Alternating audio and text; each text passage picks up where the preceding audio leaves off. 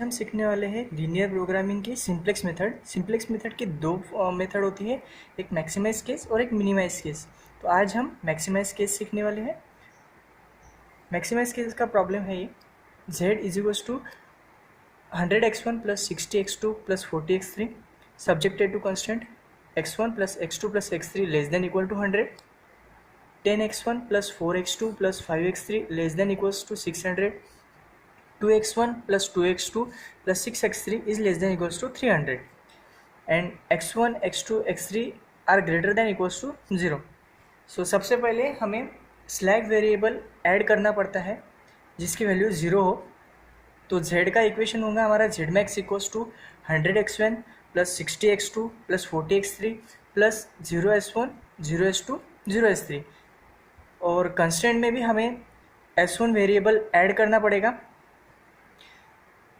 x1 plus x2 plus x3 plus s1 is equals to 100, 10x1 plus 4x2 plus 5x3 plus s2 is equals to 600, 2x1 plus 2x2 plus 6x3 plus s3 is equals to 300। तो हमारी अगली step है x1, x2, x3 को 0 put करना, क्योंकि हमें initial feasible solution चाहिए। Initially जब हम कुछ भी प्रोड्यूस नहीं कर रहे होते हैं तो हमारा s1, s2 और s3 का वैल्यू आएगा 100, 600 एंड 300, क्योंकि हम x1, x2 और x3 में 0 वैल्यू पुट करेंगे तो s1, s2, s3 की वैल्यू ये इक्वेशन से 100, 600 एंड 300 आएंगी। नेक्स्ट स्टेप आती है हमारी इनिशियल सिंप्लेक्स टेबल बनाना।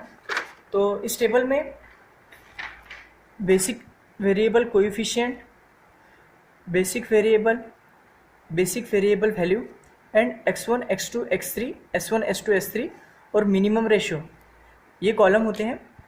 बेसिक वेरिएबल कोएफिशिएंट, जैसे कि हमने इनिशियल फिजिबल सॉल्यूशन फाइंड करने के लिए s1, s2, s3 की वैल्यू 100, 600 एंड 300 निकाली और x1, x2, x3 की वैल्यू को 0 पुट किया, इसलिए पहले कॉलम में हमारा वैल्यू आएगा 0, 0, 0। और बेसिक वेरिएबल वैल्यू में हमारे s1, s2, s3 की वैल्यू आएगी 100, 600 एंड 300। सबसे पहले हमें z की वैल्यू निकालनी होती है। तो z की वैल्यू आती है summation of cb into xb के कॉलम का सम करके।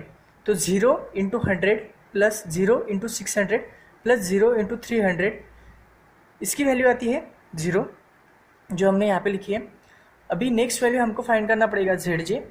तो zj के लिए cb इंटू रिस्पेक्टिव कॉलम को हम मल्टीप्लाई करेंगे और उनका एडिशन करेंगे। जैसे zj1, इसकी वैल्यू आएंगी 0 into 1 plus 0 into 10 plus 0 into 2 is equals to 0। Similarly सभी कॉलम की वैल्यू 0 ही आने वाली है, क्योंकि पहले कॉलम में हमारे सभी कंस्टेंट 0 हैं। और नेक्स्ट स्टेप हमारी आती है cj माइनस zj फाइंड करना। अभी cj के जो वेरिएबल है 100, 600, 40, ये हम z मैक्स की वैल्यू से z मैक्स की इक्वेशन से फाइंड करेंगे। z मैक्स का हमारा इक्वेशन था 100x1 plus 60x2 plus 40x3 plus 0s1 plus 0s2 plus 0s3। इसमें से 100, 60, 40, 0, 0, 0 ये वैल्यू हम cj की वैल्यू में पुट करेंगे। तो अभी cj minus is zj value, cj 100 minus 0 100, 60 minus 0 60, 40 minus 0 40, respective हमने सभी वैल्यू फाइंड कर दिए। नेक्स्ट स्टेप होती है की कॉलम निकालना। की कॉलम हम cj माइनस zj से फाइंड करते हैं। जो नंबर मैक्सिमम हो cj माइनस zj के रो में, उससे हम की कॉलम डिसाइड करते हैं। अभी ये x1 वाला जो कॉलम है वो हमारा हो गया की कॉलम। अभी ये की कॉलम से हम xb की वैल्यू को डिवाइड करेंगे। 100 डिवाइडेड बाय 1 वैल्यू आ गई 100, 600 डिवाइडेड बाय 10 वैल्यू आ गई 60 और 300 डिवाइडेड बाय 2 वैल्यू आ गई 150। अभी ये मिनिमम रेशियो फाइंड करने के बाद 3 वैल्यू में से जो सबसे छोटा नंबर होता है वो रो को हम की रो बोलते हैं। तो अभी हमारे की कॉलम हो गया x1 का और की रो हो गई ये सेकंड नंबर की रो। तो जो नंबर की रो और की कॉलम में कॉमन होता है उसे हम की एलिमेंट कहते हैं। तो हमारा की एलिमेंट क्या आ गया 10। अभी R2 को हमें ट्रांसफॉर्म करना पड़ेगा। R2 डिवाइडेड बाय जो भी की एलिमेंट आता है वो, तो हम R2 को डिवाइड करेंगे 10 से, तो उसकी वैल्यू आएगी R2 new is equal to 600 divided by 10, 10 divided by 10, 4 divided by 10, 5 divided by 10, 0 divided by 10। यह पूरी रो को हम 10 से डिवाइड करेंगे, तो नई रो हमारी आएंगी 60, 1, 2/5, 1/2, 0, 1/10, 0। हमेशा वैल्यू फाइंड करते वक्त ये याद में रखिए कि हमें 2/5 का फ्रैक्शन का डेसिमल पॉइंट में कन्वर्जन नहीं करना है। ये 2/5 फ्रैक्शन है तो फ्रैक्शन ही रखो, उसको डेसिमल पॉइंट में कन्वर्ट मत करो। तो अभी नेक्स्ट स्टेप है हमारी R2 ट्रांसफॉर्म हो गई, पर R2 के बाद में हमें R1 और R3 भी ट्रांसफॉर्म करनी है। तो उसके लिए फॉर्मूला है value in new row is equal to old row value minus corresponding old value of key column into corresponding new value of reverse key row. तो अभी हमें R1 ट्रांसफॉर्म करना होगा, तो R1 का फॉर्मूला क्या बनेगा, R1 new is equal to R1 old मतलब old row value minus 1 into R2 new. अभी ये 1 कहाँ से आया, जो भी हम की कॉलम फाइंड करते हैं उसमें से जो रिस्पेक्टिव रो में वैल्यू होगी, जैसे यहाँ पे है 1, तो उससे मल्टीप्लाइड बाय जो हमने R2 ट्रांसफॉर्म किया है उसको मल्टीप्लाई करना पड़ेगा। तो अभी हमारी वैल्यू आएगी R1 ओल्ड जो था हमारा 100, 1, 1, 1, 1, 0, 0, ये हमने वैल्यू लिख दी माइनस 1 जो कि रिस्पेक्टिव हमारा की कॉलम में का एलिमेंट था 1 इंटू R2 न्यू जो हमने ये R2 की न्यू वैल्यू फाइंड की है, तो 100 minus 1 into 60 is equal to 40। Similarly हमने सब वैल्यू यहाँ पे फाइंड कर दी है। उसी तरह जैसे हमने R2 और R1 को ट्रांसफॉर्म किया R3 भी करना पड़ेगा, तो R3 का भी सेम फॉर्मूला है, R3 new is equal to R3 old minus 2 into R2 new. R2 change नहीं होगा, जो हमने ट्रांसफॉर्म किया है उसको मल्टीप्लाई करना पड़ेगा ये रिस्पेक्टिव कॉलम से, जो ये कॉलम में रिस्पेक्टिव वैल्यू है 2, तो 300 माइनस 2 इंटू 60 वैल्यू आ गई 80, 2 माइनस 2 इंटू 1 वैल्यू आ गई 0। रिस्पेक्टिव हमने सभी वैल्यू यहाँ पे फाइंड कर ली है। तो अभी R2 ट्रांसफॉर्म किया हुआ R1 और R3 ये सभी वैल्यू हम नए रो में पुट करेंगे, तो हमारा न्यू कॉलम आया R2 ट्रांसफॉर्म किया हुआ 60, 1, 2/5, 1/2, 0, 1/10, 0। ये हमने R2 की वैल्यू पुट कर दी यहाँ पे। R1 की वैल्यू थी 40, 0, 3/5, 1/2, 0, माइनस 1/10, 0, ये हमने R1 में पुट किया। और R3 की वैल्यू 1/80, 0, 6/5, 5, 0, माइनस 1/5, 1, ये हमने R3 में पुट किया। अभी जो हमने पिछले टेबल में वैल्यू निकाली थी सेम इसमें वही मेथड अप्लाई करना पड़ेगा, summation of CB into XB। तो अभी 0 इंटू 40 0 प्लस 100 इंटू 60 6000, सॉरी यहाँ पे गलती हो गई, 6000 प्लस 0 इंटू 180 0, मतलब Z की टोटल वैल्यू आ गई 6000। अभी ZJ की वैल्यू हम फाइंड करेंगे, ये 0 0 वैल्यू, ये यहाँ पे 0 और 0 है तो वैल्यू तो 0 रहेंगी, सिर्फ 100 इंटू 1 यहाँ पे 1 आएगा, 100 इंटू 2/5 40, रिस्पेक्टिव सब वैल्यू हमने यहाँ पे निकाल ली। अभी CJ नेक्स्ट है CJ माइनस ZJ, फिर से जो CJ है हमारा वो चेंज नहीं होगा, वो कांस्टेंट रहेगा। 100 माइनस 100 वैल्यू आया 0, 60 माइनस 40 वैल्यू आया 20, 40 माइनस 50 वैल्यू आया माइनस 10, रिस्पेक्टिवली ये सभी CJ माइनस ZJ का नया रो आ गया। अभी जब हम ओल्ड रो से ओल्ड कॉलम से न्यू कॉलम पे जाते हैं, जब हम ओल्ड कॉलम से न्यू कॉलम में जा रहे हैं, जो हमारा ओल्ड की कॉलम था उसमें का x1 वेरिएबल यहाँ पे आएगा, और x1 कॉलम में जो CJ की वैल्यू है 100 वो हम यहाँ पे पुट करेंगे, और बाकी जो रो है वो हमारा न्यू रो ट्रांसफॉर्म किया हुआ वैसे रहेगा। तो हमने R1 R2 R3 की वैल्यू यहाँ पे पुट कर दी, और जो ओल्ड की कॉलम था उसमें की x1 और 100 वैल्यू भी यहाँ पे पुट कर दी। अभी सेम मेथड हम फॉलो करेंगे। ZJ की हमने वैल्यू Z की वैल्यू हमने पुट कर दी, CJ माइनस ZJ की भी वैल्यू फाइंड कर दी। अभी इसमें से हमें फिर से की कॉलम फाइंड करना पड़ेगा जो है 20। हमें ये मेथड तब तक फॉलो करनी है जब तक CJ माइनस ZJ की ऑल वैल्यू एक तो 0 नहीं आ जाती या फिर नेगेटिव नहीं आ जाती। तो हमें यहाँ पे 20 पॉजिटिव वैल्यू है, इसलिए फिर से हमें वो मेथड रिपीट करनी पड़ेगी।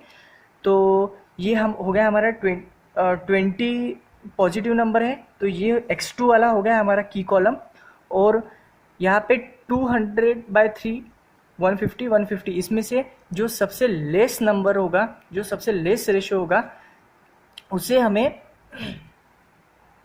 की रो फाइंड करना पड़ेगा। अभी ये वैल्यू हमने जैसे मैंने पिछले टेबल में भी बताया था, ये वैल्यू आएगी हमारी की कॉलम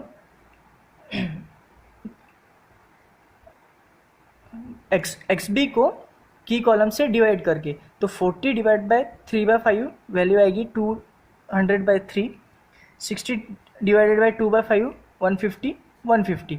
तो इसमें से जो सबसे स्मॉल नंबर आया है हमारा 200/3, ये हम की रो समझेंगे। तो ये की रो और ये की कॉलम, उसमें से हमारा की एलिमेंट आया 3/5, तो हमने की एलिमेंट लिख दिया 3/5। अभी हमें R1 को ट्रांसफॉर्म करना पड़ेगा, तो रिवर्स R1 होगा 40 डिवाइडेड बाय 3/5, जो यहाँ पे है 40 divide by 3/5, 0 divided by 3/5। Similarly हमने सबकी वैल्यू यहाँ पे फाइंड कर ली, तो R1 न्यू R1 आएगी हमारी 200/3, 0, 1, 5/6, 0, -1/6, 0। तो अभी जब हमने रिवर्स R1 फाइंड कर लिया, फिर हमें R2 और R3 ट्रांसफॉर्म करना पड़ेगा। तो अभी R2 और R3 हमें ट्रांसफॉर्म करना पड़ेगा।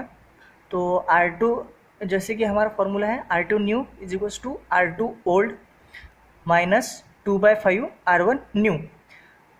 R2 ओल्ड, ये जो ओल्ड रो है 61, 2/5, 1/2, 0, 1/10, 0, ये हमने लिख लिया कॉलम में। फिर माइनस 2/5 जो कॉमन है, जो हमें रिस्पेक्टिव की कॉलम में से की कॉलम में से जो ये रो में होती है वो वैल्यू लेनी पड़ती है 2/5। और R1 न्यू जो हमने R1 नई ट्रांसफॉर्म की है वो। सिमिलरली हमारी R2 न्यू और R3 न्यू नई वैल्यू आ गई है। अभी ये R1, R2 और R3 हम टेबल में फिर से पुट करेंगे। R1 की वैल्यू है 200/3, 0, 1, 5/6, ये हमने यहाँ पे पुट कर ली। फिर R3 की वैल्यू हमने यहाँ पे पुट की और R1 की वैल्यू हमने यहाँ पे पुट की। अभी फिर से Z की वैल्यू निकालेंगे। यहाँ पे Z की वैल्यू आएंगे 60 × 200/3 प्लस 100 × 100/3 प्लस 0 × 100, तो इसकी वैल्यू आती है 7333। ZJ की वैल्यू हमें फाइंड करनी पड़ेगी 60 × 0 प्लस 100 × 1 प्लस 0 × 0, तो वैल्यू आ गई 100। सिमिलरली हमने सभी वैल्यू फाइंड कर ली। और अब CJ माइनस ZJ, तो CJ minus ZJ 100 minus 100 0, 60 minus 60 0। यहाँ पे हमारा पिछली बार पॉजिटिव नंबर था, इसलिए हमें ये मेथड वापस करनी पड़ी। 40 माइनस 200/3 माइनस 80/3, 0 माइनस 0 0। सिमिलरली सब वैल्यू हमारी आ गई। तो इसमें हमें देखना है कि कोई भी पॉजिटिव नंबर है क्या, तो इसमें कोई भी पॉजिटिव नंबर नहीं है, इसमें 0 और नेगेटिव वैल्यू है, तो यहाँ पे हमें हमारी मेथड रोक देनी है। अभी जब हमारा 0 और नेगेटिव वैल्यू आ जाता है, तो Z की जो वैल्यू होती है वो हमारी ऑप्टिमम सॉल्यूशन होता है। और ऑप्टिमम सॉल्यूशन कौन से वेरिएबल से मिलेगा हमें x1 और x2 के, इसलिए हम फाइनल सॉल्यूशन लिखते हैं।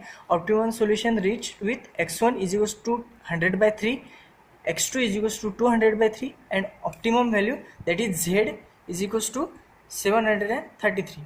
थैंक यू फ्रेंड्स, ये थी हमारे लीनियर प्रोग्रामिंग की सिंप्लेक्स मेथड मैक्सिमाइज केस की।